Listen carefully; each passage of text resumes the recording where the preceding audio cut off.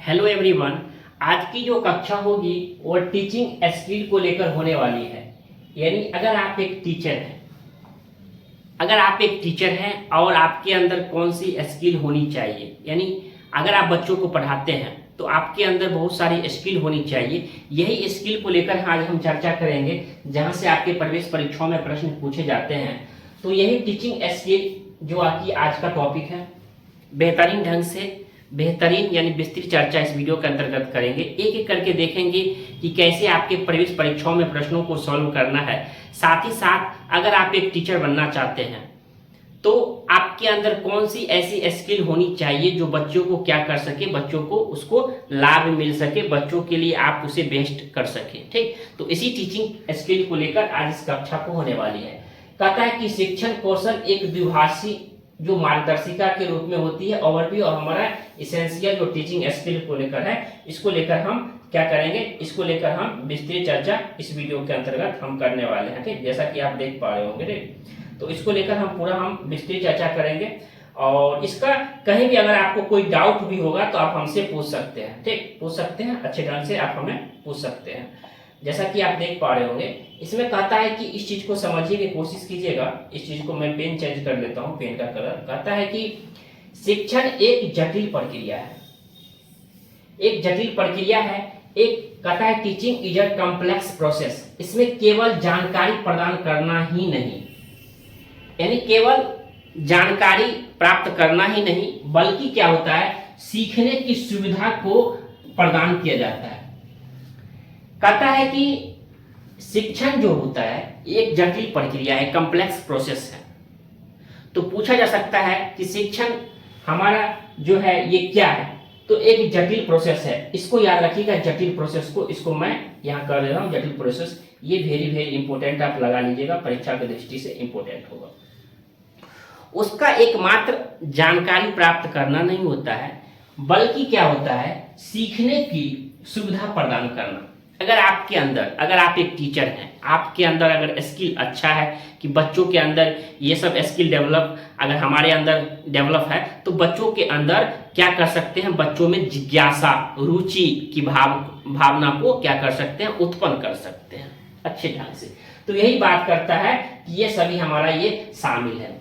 कहने का मतलब ये हुआ कि टीचिंग हमारा जो शिक्षण होता है, शिक्षण teaching is a complex process. इसको आप याद रखिएगा। जैसा कि आप देख पा रहे होंगे, teaching is a complex process, देख पा रहे होंगे। ये हमें सुविधा प्रदान भी करता है। यानी अगर आप एक टीचर हैं तो अगर आपके अंदर अच्छी स्किल है तो बच्चों के अंदर क्या कर सकते हैं, अच्छे से आप पढ़ा पाएंगे। उसके बाद हमारा, जैसा कि आप देख पा रहे होंगे, एक एक करके हम देखने की कोशिश तो भी करते हैं। ठीक, जैसा आप देख भी पा रहे होंगे, इसमें हम कहता है कि उसी का एक पार्ट है, माइक्रो टीचिंग की लेकर भी चर्चा है। माइक्रो टीचिंग, तो माइक्रो टीचिंग की बात हो रही है। Micro teaching is a teacher training technique. कहता है कि सूक्ष्म शिक्षण एक शिक्षक प्रशिक्षण तकनीक है। उसी टीचिंग स्किल में एक माइक्रो टीचिंग भी आता है। ठीक, कहता है ये जो शिक्षकों को अपने शिक्षण कौशल का अभ्यास करने की क्या करता है, अनुमति करता है। अनुमति कहने का मतलब ये हुआ कि अगर आप एक टीचर हैं तो माइक्रो टीचिंग कहता है जो सूक्ष्म तकनीक है, जो शिक्षकों को अपने क्या करता है, शिक्षण कौशल में। यानी शिक्षण कौशल का मतलब क्या होता है कि जैसे हम आपको पढ़ा रहे हैं तो हम अच्छे स्किल का उपयोग करेंगे। ठीक, और ये कौन कौन से स्किल का उपयोग करेंगे ये आप नेक्स्ट स्लाइड में आप एक एक करके देखेंगे। लेकिन आपको यहाँ जो प्रश्न दिख रहा होगा, अभ्यास करने की अनुमति देता है। तो एज ए यहाँ टीचर का रोल के रूप में देखा गया है यहाँ अभी। ठीक, ये जो होता है कि माइक्रो टीचिंग जो होता है, इसमें टीचर की भूमिका ज्यादा होती है कि बच्चे को कैसे आप बेहतरीन ढंग से कक्षा लेंगे, ये सभी जानकारी आपको माइक्रो टीचिंग में मिलती है। और माइक्रो टीचिंग का एक अगली जो हम स्लाइड ले लेंगे, अगली स्लाइड का मतलब क्या होता है कि अगले टॉपिक में भी माइक्रो टीचिंग को आप अच्छे ढंग से पढ़ पाएंगे। कहता है इस चीज को समझिएगा। कहता है कि इस कौशल में स्किल ऑफ हमारा क्या है, इंट्रोडक्शन यानी प्रस्तावना कौशल में, ये सब हमारा क्या है, ये स्किल है। इसे आप वेरी वेरी इंपॉर्टेंट आप लगा लीजिए। ठीक, इसे इसमें क्या होता है, वेरी वेरी इंपॉर्टेंट आप लगा सकते हैं, वेरी वेरी, जितना बार VVI लगा दीजिए उतना कम होता है। प्रस्तावना क्वेश्चन में कहता है कि इस क्वेश्चन में छात्रों को प्रेरित करने से एक जो ये शब्द जो है ये पॉजिटिव वर्ड है, क्या है, पॉजिटिव वर्ड है। इस चीज को आप समझने की कोशिश कीजिएगा। बच्चों को आप हमेशा क्या करना है, प्रेरित करना है, मोटिवेट करना है कि आपसे हो जाएगा बाबू, आप प्रयास तो करो, ये संभव है आपसे। कहता है कि एक नया पाठ प्रभावी यानी इफेक्टिव ढंग से शुरू करना क्या होता है, ये हमारा शामिल होता है। जैसा कि आप देख पा रहे होंगे, इफेक्टिविटी ऑफ मोटिवेट स्टूडेंट कर सकते हैं। यानी कहता है न्यू लेसन प्लान के रूप में कहता है कि इस क्वेश्चन में बच्चों को प्रेरित करने के लिए नया पाठ क्या करता है, प्रभावी ढंग से आप प्रस्तुत कर सकते हैं। अगर आप एक टीचर हैं तो आप इसे नए तरीके से बच्चों को समझा सकते हैं, सिखा सकते हैं। ठीक, ये हमारा क्या कहलाता है, ये हमारा। जब भी प्रश्न में बच्चों के लिए प्रेरित करने का भाव आए कि बच्चों को प्रेरित किया जाए, बच्चों को प्रेरित करके बताया जाए, समझाया जाए, तो अब आप ऐसे ऑप्शन पे जा सकते हैं। और मैं ऐसा मानता हूं कि जब आपका पॉजिटिव क्वेश्चन हो तो पॉजिटिव आंसर आपको इसी प्रकार देखने को मिलेगा। जब भी किसी प्रश्न को सॉल्व करते हैं, मेरा मकसद तो यही रहता है कि अब मैं बार बार क्वेश्चन पे आ रहा हूं, क्वेश्चन पे, कि आपको प्रश्न जो दिया जाएगा तो क्वेश्चन पे ही सॉल्व करना है। ठीक, तो मान के चलिए ABCD करके ऑप्शन है और ऐसे ऑप्शन पे जाना है जिस ऑप्शन में बच्चों के लिए प्रेरित की बात हो रही है, बच्चों के लिए पॉजिटिविटी की बात हो रही है, तो आप ऐसे ऑप्शन पे जाएंगे जिसमें बच्चों के लिए बेस्ट हो, बच्चों के लिए पॉजिटिविटी हो, ठीक, बच्चों को के लिए प्रेरित करने की भाव हो, बच्चों में सृजनात्मक का भाव हो, बच्चों को लर्निंग बाय डूइंग, बच्चों को करके सीखने पर बल दिया जाता हो। यानी आप ऐसे ऑप्शन पे जाएंगे ऑल ओवर जिसमें बच्चों के लिए बेस्ट हो। ठीक, इस चीज को आप समझिएगा। तो इस चीज को आप जैसे ही समझेंगे कि जब PYQ क्वेश्चन को सॉल्व करेंगे तो आपको इसको याद रखना पड़ेगा। इस चीज को आप याद रखिएगा, क्वेश्चन में देखिएगा पॉजिटिव जब से भी क्वेश्चन आएगा तो मैं जो शब्द का इस्तेमाल कर रहा हूं, जैसे प्रेरित करना, बच्चों को अवसर देना, बच्चों को करके सीखने पर जोर देना, ऐसे वर्ड जो है ये टैग वर्ड है। क्या है, उसको टैग वर्ड कर सकते हैं, उसको याद रख लीजिए, टैग वर्ड। ठीक, आप कॉपी में लिख सकते हैं, एक लास्ट पेज में जिस कॉपी में आप इसको टीचिंग एप्टीट्यूड का पढ़ रहे हैं उसका एक पेज जो है टैग वर्ड करके आप लिख लीजिए। टैग वर्ड में दे दीजिए अवसर। ठीक, बच्चों को जहां अवसर दिया जाए, बच्चों को जहां लर्निंग बाय डूइंग यानी करके सीखने पर बल दिया है, क्या होता है, करके सीखना, करके सीखना, करके सीखना क्या होता है, लर्निंग बाय डूइंग। ऐसे शब्द मिले, बच्चों को प्रेरित करना मिले, ऐसे वर्ड जब मिले तब क्या करें, आप उसे टैग वर्ड में लिख दे और जैसे ही इसे टैग वर्ड में लिखेंगे प्रश्नों को सॉल्व करेंगे, देखिए खटाखट बनना शुरू हो जाएगा। मैं टेक्निक बता रहा हूं कि कैसे प्रश्नों को आसानी से सॉल्व करें जिससे आपका एक भी प्रश्न गलत ना हो। मेरा शुरू और अंतिम यही उद्देश्य है कि मेरे बच्चों का जो प्रश्न पूछा जाए वो प्रश्न किसी भी सूरत में गलत नहीं होना चाहिए। और आप भी यही चाहते हैं कि हम जो पढ़ रहे हैं और हम जो पढ़ा रहे हैं तो इतनी मेहनत की तो होनी चाहिए कि हमारा बच्चा का जो प्रश्न जो गलत ना हो। तो इस चीज को आप समझ सकते हैं। एक कॉपी में एक पेज पे आप बस एक पेज में पूरा टैग वर्ड पूरा खत्म हो जाएगा टीचिंग एप्टीट्यूड का, जिसमें आप जहां बच्चों को अवसर प्रदान किया जाए तो अपनी भाषा में लिख सकते हैं।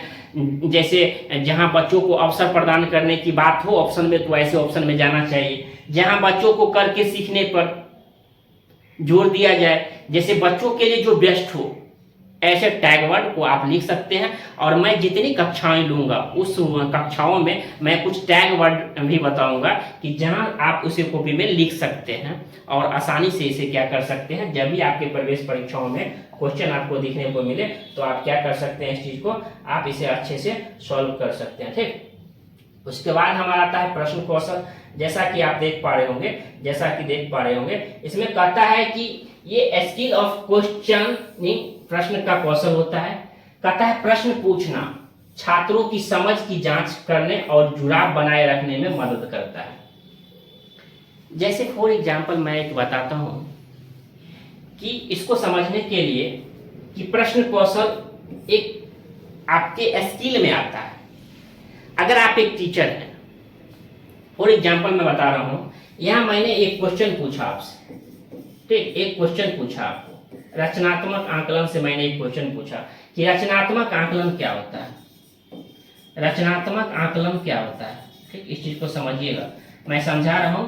ये प्रश्न जो है, देखिए रचनात्मक आकलन क्या होता है, मैं पढ़ा रहा हूं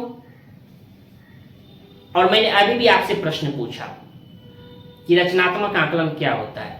तो ये स्किल है, ये टीचर के अंदर ये स्किल होनी चाहिए कि अगर आपने जिस टॉपिक को पढ़ाया, ऐसे टॉपिक से बच्चों से प्रश्न पूछे, उससे क्या होता है, छात्रों की समझ की बात हो रही है, छात्रों की अंडरस्टैंडिंग की जांच होती है कि आपने कितना पढ़ाया।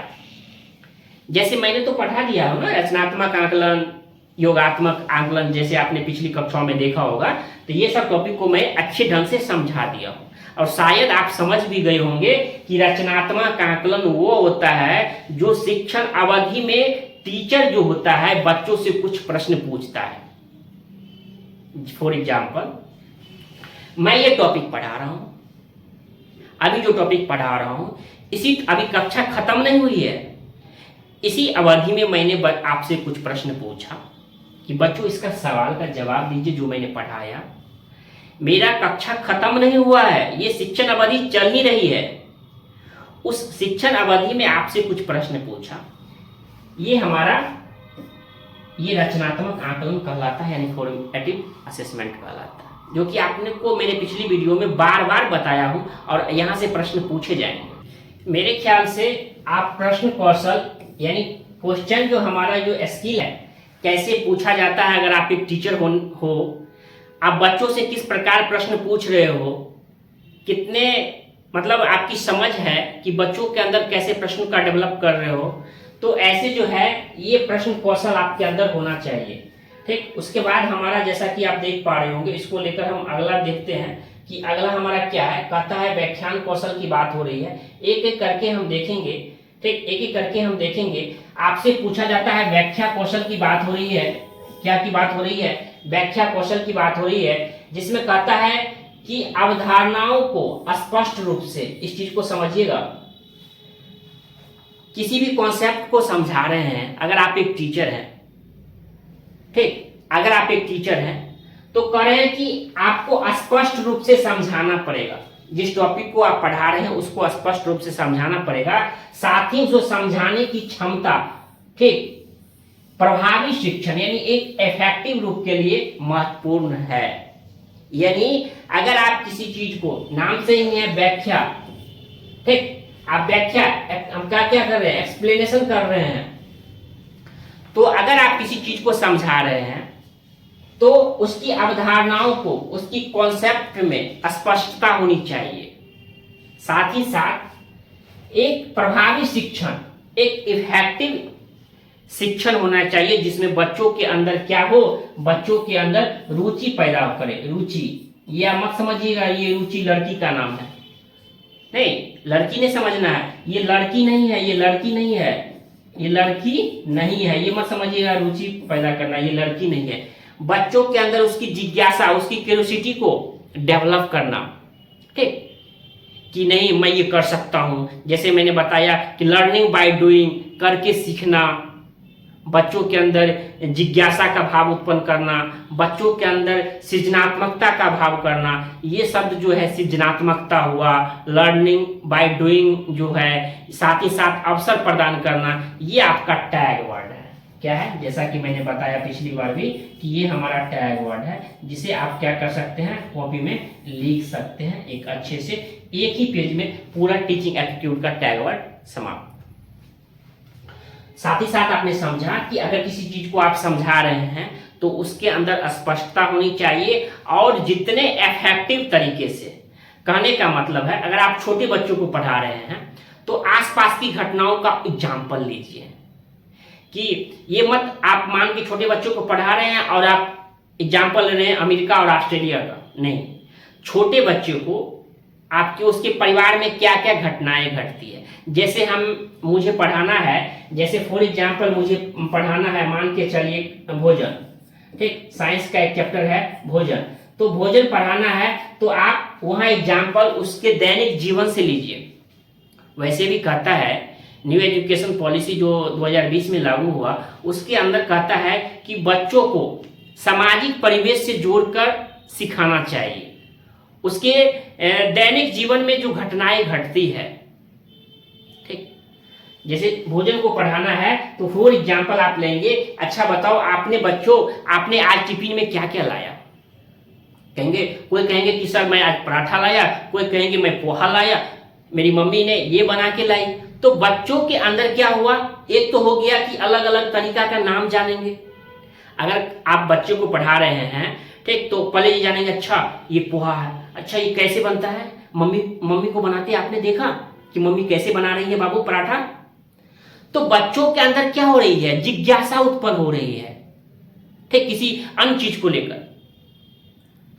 उसके घर में तो एक ही चीज बना है ना, लेकिन 30 बच्चों की क्लास में आपने 5 मिनट पूछ लिया कि आपके मोहन आपके घर में क्या, आपने क्या लंच लेकर आया, तो कहेंगे अच्छा पराठा आपने सीखा है, मतलब देखा है मम्मी को बनाते हुए, आपने पोहा देखा है, उसमें क्या क्या बनता है। तो बच्चों के अंदर क्या हो रही है, उसके अंदर जिज्ञासा की भावना डेवलप हो रही है। तो वही कहता है कि अगर आप किसी टॉपिक को अगर आप समझा रहे हैं तो उसके दैनिक जीवन में जो घटनाएं घटती है, साथ ही साथ उसको ऐसा एग्जाम्पल लीजिए जो बच्चे आसानी से समझ सके। तो वही कहता है प्रभावी शिक्षण वही एक इफेक्टिव क्लासरूम, एक इफेक्टिव टीचिंग होता है। ठीक, आप भी कक्षा जब भी टीचर बनेंगे तो जाएंगे और बच्चों को पढ़ाएंगे। जैसा कि आप मान के चलिए बीएड में जैसे ही एडमिशन हो गया तो एक लेसन प्लान होता है। क्या होता है, एक लेसन प्लान होता है, लेसन प्लान होता है। माइक्रो टीचिंग सब भी आपको देखने को मिलेगा। लेसन जितना मैं पढ़ा रहा हूँ ये सभी एक्टिविटी होता है, और वहाँ आपको क्या करना पड़ेगा, बच्चों को पढ़ाने के लिए एक बगल वाले स्कूल में जहाँ आपका कॉलेज होगा उसके नियरेस्ट में ही क्या होता है कि लेसन प्लान होता है बच्चों का, मतलब आप टीचरों का। वहाँ आपको बोला जाएगा कि आप मतलब ये मतलब होता है 30 दिन का, 28 दिन का, 2 महीना का प्रोग्राम होता है ईयरली वाइज, जहां आप वहां जाके बच्चों को आपको पढ़ाना होता है। ठीक, तो ऐसी स्किल जो है आप जो है अपने अंदर अभी से डेवलप करेंगे, तभी हमारा क्या होगा, एक अच्छा शिक्षण होगा।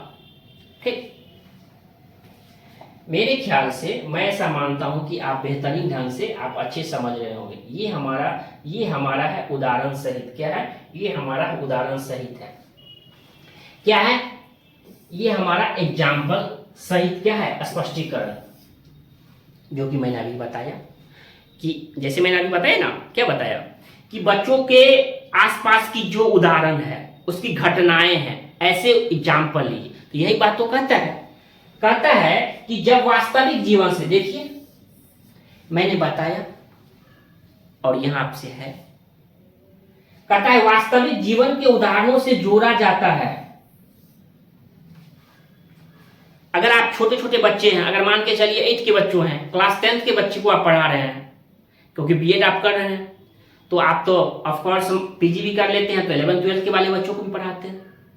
ठीक, तो उसके वास्तविक जीवन में जो घटनाएं घटती है या घटेगी, ऐसे एग्जाम्पल को आप लेंगे तो बच्चे के अंदर जो है ये पहले से ये रहेगा कि नहीं ऐसा ये घटना घटेगा तो ऐसा होगा। ठीक, तो अमूर्त अवधारणाओं को समझना आसान होता है। एक होता है मूर्त, एक होता है मूर्त, ठीक, और एक होता है अमूर्त। क्या होता है, एक होता है अमूर्त। मूर्त रूप में क्या होता है कि जो सामने दिख रहा है, जैसे मैं आपको दिख रहा हूं, ये मैं मूर्त अवस्था में हूं। अमूर्त होता है जो दिखता नहीं है, अभी नहीं दिख रहा है। ठीक, और मतलब अगर आप एक हिंदी पढ़ते हैं तो और मतलब नहीं को दर्शाता है। जैसे फॉर एग्जाम्पल एक उदाहरण ले रहा हूं, आदर शब्द है, एक है, मैं हिंदी भी बता दे रहा हूं, आदर, और एक होता है अनादर। आदर जो रिस्पेक्ट करता हो, अनादर जो नहीं करता। ठीक। तो मूर्त जो होता है ये आप प्रेजेंट रूप में देख पा रहे हैं, अमूर्त जो नहीं देख पा रहे हैं। तो यही कहता है अमूर्त अवधारणाओं को समझना आसान हो जाता है, यानी जो मेरे सामने तो नहीं है कोई चीज, लेकिन मैं उसके बारे में कल्पना कर सकता हूं। एज ए प्रेजेंट तो मेरे पास नहीं है कोई भी सिचुएशन या कोई भी घटनाएं, कोई भी प्रॉब्लम, लेकिन मुझे ऐसी प्रॉब्लम आती है एज ए फ्यूचर, तो उसके अंदर इमेजिन करने लगते हैं बच्चे, वो सोचने लगते हैं अच्छा इसका प्रॉब्लम होगा ना तो इसको ऐसे सॉल्व किया जाएगा, अच्छा इसको ऐसे सॉल्व किया जाएगा। ठीक। तो यही अमूर्त अवस्था होती है, अमूर्त अवधारणाएं कि आसपास तो घटनाएं नहीं है,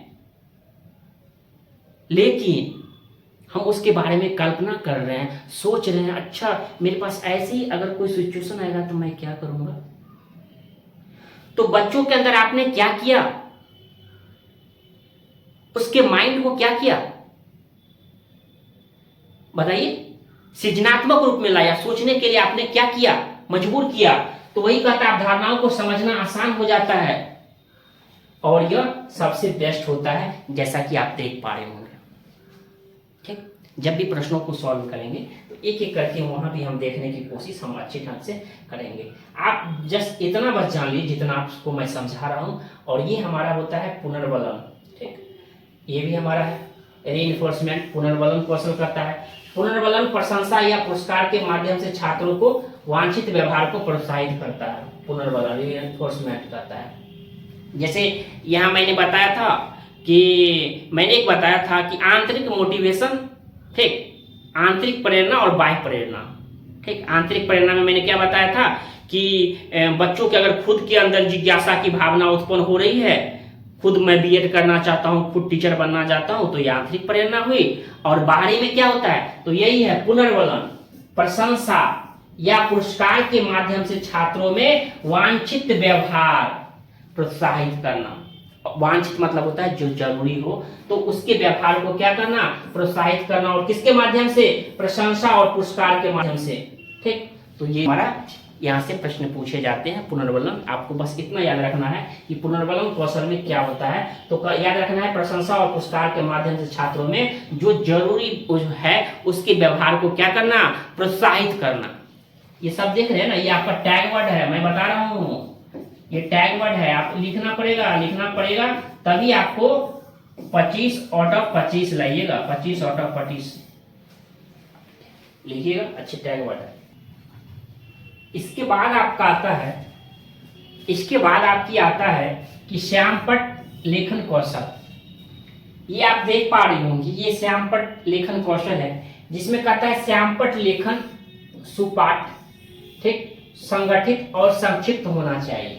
जैसा कि आप मान के चलिए सुस्पष्ट, ठीक, सुस्पष्ट होना चाहिए।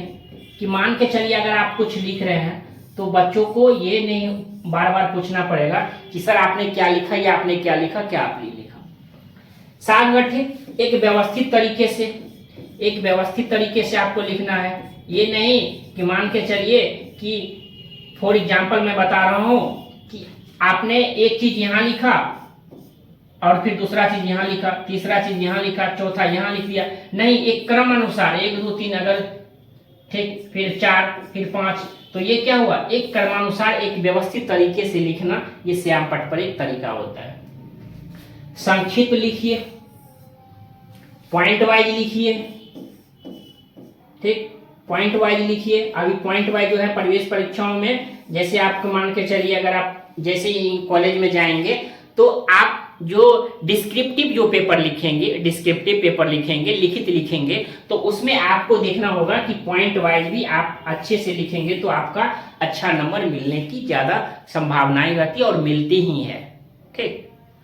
तो कहने का है ये हमारा क्या है, ये हमारा श्यामपट्ट लेखन कौशल। अगर आप एक टीचर हैं तो आपके अंदर ये स्किल होनी चाहिए कि कैसे श्यामपट्ट पर सुस्पष्ट लिखे, व्यवस्थित तरीके से लिखे, साथ ही साथ संक्षिप्त लिखे, जिसे बच्चे जो है, छोटे बच्चे हो या आप 8 क्लास की बच्चों को पढ़ा रहे हैं, तो संक्षिप्त में क्या होता है कि बच्चे जल्दी से उसको कैप्चर कर लेते हैं। आप मान के चलिए विस्तृत पढ़ाएंगे तो उसमें बच्चे क्या होता है भूलने की तो इंसान क्या है, इंसान से तो भूलता ही है।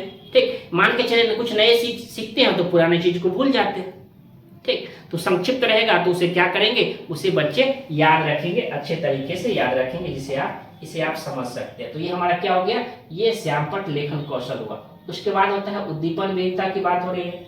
ठीक, स्किल ऑफ हमारा स्टिमुलस वेरिएशन की बात हो रही है।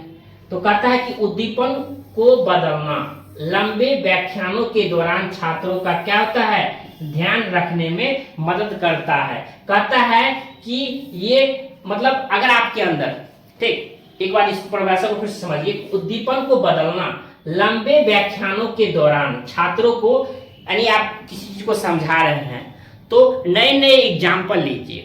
ठीक, जिससे क्या होगा, बच्चों जल्दी इस चीज को कैप्चर करेंगे और जल्दी इस चीज को समझ सके। यही हमारा उद्दीपन विभिन्नता को दर्शाता है। और यहाँ जो है ये उतना इंपॉर्टेंट नहीं है जैसा कि आपको बताया। और इसे देखिए, ये सबसे ज्यादा कक्षा प्रबंधन, ये इसका टॉपिक भी आपने पिछली कक्षाओं में देखा होगा, क्लासरूम मैनेजमेंट को लेकर। एक क्लासरूम मैनेजमेंट को लेकर एक टॉपिक भी आपने पढ़ा है। कहता है सुचारू शिक्षण प्रक्रिया के लिए कक्षा के वातावरण को का क्या होना चाहिए, प्रबंधन होना चाहिए। ठीक, उसको कैसे हमारा कक्षाएं, कैसे हमारा अच्छे ढंग से मैनेजमेंट होगा, पिछली कक्षा में आपने इस चैप्टर को पढ़ा हुआ है। ठीक, तो इसको आप क्या कर सकते हैं, यहाँ इतना ही से ही आप स्किप कर सकते हैं कि सुचारू शिक्षण प्रक्रिया के लिए कक्षा के वातावरण का होना जरूरी है। अब कक्षा का वातावरण कैसा जरूरी है बताते हैं। फॉर एग्जाम्पल, अगर मान के चलिए, अगर आप टीचर हैं, आपके अंदर बहुत सारे बच्चे अगर शुरू करेंगे तो क्या लगता है बिना अनुशासन को आप पढ़ा पाएंगे? मैंने ये भी बताया था, अनुशासन के साथ साथ एक अच्छा प्रबंधन। अगर आप टीचर हैं तो रूम में बल्ब होना चाहिए, पंखा होना चाहिए। बच्चों जो है किसी प्रकार के, बच्चों में क्या होता है, व्यक्तिगत विभिन्नता होता है कि हर बच्चे किसी चीज को तुरंत सीख लेते हैं, लेकिन कुछ बच्चे किसी चीज को बार बार अभ्यास करने से सीखते हैं। तो आप क्या कर सकते हैं कि वातावरण का प्रबंधन अच्छे तरीके से कर सकते हैं। वातावरण का मतलब होता है क्लासरूम मैनेजमेंट की बात हो रही है। अगर आपके कक्षाओं में 30 बच्चे हैं, 35 बच्चे हैं, तो आप इसे कैसे कर सकते हैं, डिसिप्लिन में लाकर।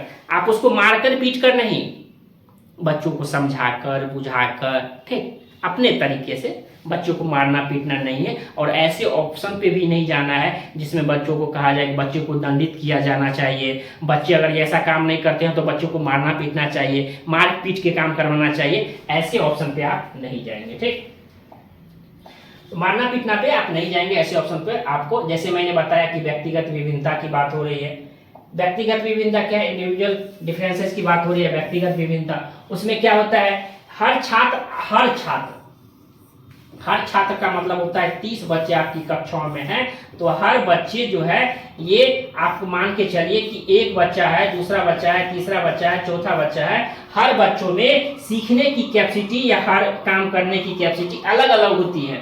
तो यही हमारा अपनी सीखने की गति और शैली में अनूठा होता है। ठीक, यानी एक बच्चा अगर ए है, दूसरा बच्चा बी है, तीसरा बच्चा सी है, चौथा बच्चा डी है, इसी प्रकार 30 बच्चे हैं, तो एक बच्चे किसी चीज को बहुत जल्दी सीख लेते हैं, कोई बच्चे 2 बार में सीखते हैं, कोई बच्चे 3 बार में सीखते हैं, कोई बच्चे 5 बार में सीखते हैं, 4 बार में सीखते हैं। तो ये हमारा क्या होती है, ये हमारा व्यक्तिगत विभिन्नता होती है सीखने को लेकर। साथ ही साथ उसकी सीखने की गति और उसकी स्किल को लेकर बहुत सारे बच्चे क्या होती हैं, कुछ जैसे अभी का क्या जमाना बताते हैं।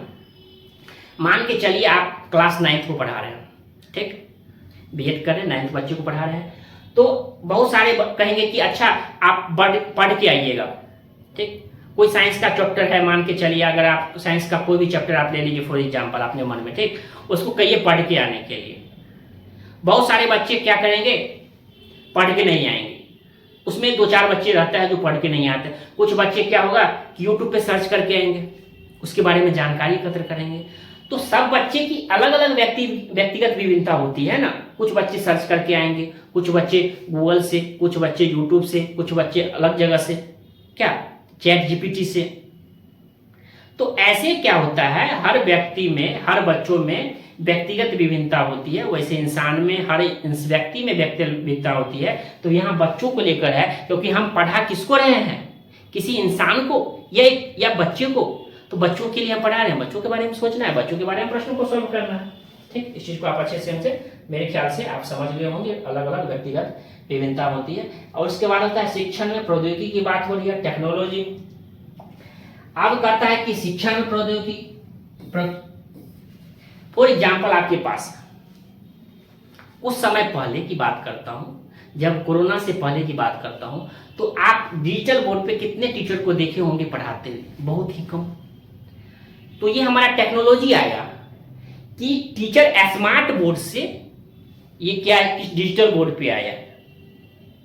ठीक, ये पहले जो होता था हमारा ये मतलब देखे होंगे स्कूल में, स्कूल सब में देखते होंगे, तो चौक से लिखा जाता था बोर्ड पे, ब्लैक बोर्ड जिसको कहता है, ब्लैक बोर्ड, ब्लैक कलर का रहता था और चौक से टीचर ठीक लिखते थे और फिर उसको मिटाते थे।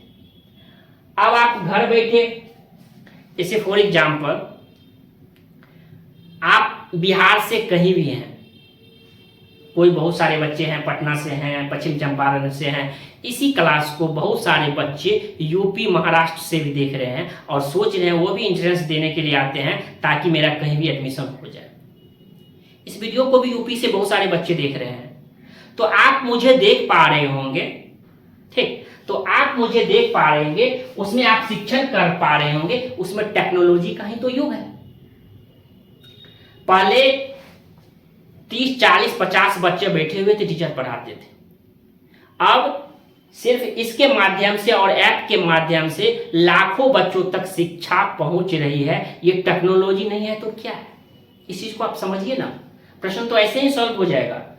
कहता है कि प्रोजेक्टर और शैक्षिक सॉफ्टवेयर जैसे आईसीटी, कंप्यूटर की उपकरणों की एकीकृत करना शिक्षण को क्या करता है? बढ़ावा देता है। फॉर एग्जाम्पल मैं बता रहा हूं कि आपकी कक्षाएं ऐप पे हो रही है, यूट्यूब के माध्यम से हो रही है। ठीक, तो जैसे ऐप के माध्यम से लाखों बच्चों तक शिक्षा जा रही है। ठीक, तो ये क्या है? यही तो हमारा है शिक्षण में क्या, टेक्नोलॉजी का युग। तो आप इसे अच्छे ढंग से आप इसे क्या कर सकते हैं, आप इसे अच्छे ढंग से, मेरे ख्याल से आप अच्छे ढंग से समझ सकते हैं। ठीक, उसके बाद हम आता है अगला है मूल्यांकन तकनीक की बात हो रही है। ठीक, मूल्यांकन टेक्निक्स। मूल्यांकन शिक्षण अधिगम जो होता है प्रक्रिया की सफलता की जांच करने के लिए अंतिम चरण होता है। मूल्यांकन में मैंने बताया कि क्या होता है, एक रचनात्मक, और आपको दो ही याद रखना, रचनात्मक और योगात्मक। तो कहता है कि मूल्यांकन क्यों लिया जाता है, मूल्यांकन की क्या तकनीकी होती है। तो मूल्यांकन एज ए टीचर यही लेते हैं कि बच्चों को कुछ आप पढ़ाते हैं तो बच्चे ने कितना सीखा। ठीक, अब हर बच्चे 30 क्लास में बैठे, हर बच्चे को मान के चलिए प्रश्न पूछेंगे, हमको 20 क्वेश्चन का मान के चलिए मैं क्वेश्चन दे देता हूं, मैं क्वेश्चन दे रहा हूं 10 क्वेश्चन, कितना 10 क्वेश्चन, और मैंने टाइप करा के दे दिया, और 30, 40 जो 35 बच्चे बैठे हुए हैं इसको कहेंगे कि टेस्ट ले लिया। तो ये हमारा क्या हुआ, यही तो हमारा मूल्यांकन तकनीक है। कहता है कि उसके सफलता की जांच करने का एक अंतिम चरण है, यानी एक बेस्ट चरण है। ठीक, इसे आप याद रखिएगा, बहुत ही अच्छा यहाँ से प्रश्न आपके प्रवेश परीक्षाओं में पूछे जाते हैं। ठीक, उसके बाद हमारा आता है, ये हमारा आता है कंक्लूजन की बात हो रही है। कहता है एक शिक्षक, एक अच्छा शिक्षक समयबद्धता, तैयारी और सहानुभूति, इस शब्द को समझिएगा, ये पॉजिटिव वर्ड है, मैं बार बार बता रहा हूं पॉजिटिव है। ठीक, पॉजिटिव, यही प्रश्न आपको देखने को मिलेगा। कहता है इन कौशलों में महारत हासिल करना निरंतर सुधार की यात्रा है। कहने का मतलब ये है कि आप इन स्किलों को, अगर आप टीचर हैं तो अपने अंदर डेवलप करके आप बच्चों के अंदर जो शिक्षण कौशल कैसे डेवलप होगा, इसको आप क्या कर सकते हैं, बच्चों पर अप्लाई कर सकते हैं। मान के चलिए आपने जितना स्किल को सीखा, ठीक, उसको क्या कर सकते हैं, एक शिक्षण अवधि में उसको अप्लाई करना है कि बच्चों के लिए क्या बेस्ट रहेगा। बच्चों के लिए अच्छा हम पढ़ा रहे हैं तो बच्चों के अंदर हम क्वेश्चन भी पूछेंगे, बच्चों के अंदर व्याख्या भी अच्छे ढंग से करेंगे। और व्याख्या कैसे करेंगे, अगर हम पढ़ा रहे हैं व्हाइट बोर्ड पे, तो ब्लैक बोर्ड स्किल कैसी होनी चाहिए। अगर आप एक टीचर हैं तो आप स्पष्ट लिखिए। इन सभी बातों को आपको अंदर रखना है। अगर आप इन सभी बातों को अच्छे से ध्यान देते हैं तो आप एक अच्छे टीचर होते हैं। ठीक, तो आप इस वीडियो को अच्छे ढंग से पढ़ाई करते रहिए, और जब भी PY को सीरीज स्टार्ट करेंगे तो वहाँ से आप क्या कर सकते हैं, अच्छे खासे प्रश्न को जो वहाँ देखने को मिलेगा आप सॉल्व कर सकते हैं। इतनी गर्मी में आप सभी के लिए वीडियो बना रहा हूँ, बस आप लोग मेहनत करते रहिए। बहुत मेहनत, एक वीडियो को बनाने के पीछे बहुत मेहनत लगी रहती है, तो आप भी अपना मेहनत दीजिए, मेहनत कीजिए, और आप जैसे हम आपके लिए बेस्ट कर रहे हैं आप भी अपने के बेस्ट कीजिए। और बच्चों को, जितने भी बच्चे आपके सर्किल में हैं जो एंट्रेंस एग्जाम की तैयारी में कर रहे हैं, मैं ज़्यादा तो नहीं कहता हूँ, बस कहता हूँ कि आप अपने दोस्तों के साथ जरूर इस बात को शेयर कीजिएगा, और यहाँ से आप अच्छे ढंग से तैयारी कर सकते हैं। मैं ऐसा उम्मीद करता हूँ कि आप अच्छे टीचर बने और आपका सिलेक्शन जो है ये जरूर हो जाए। ठीक।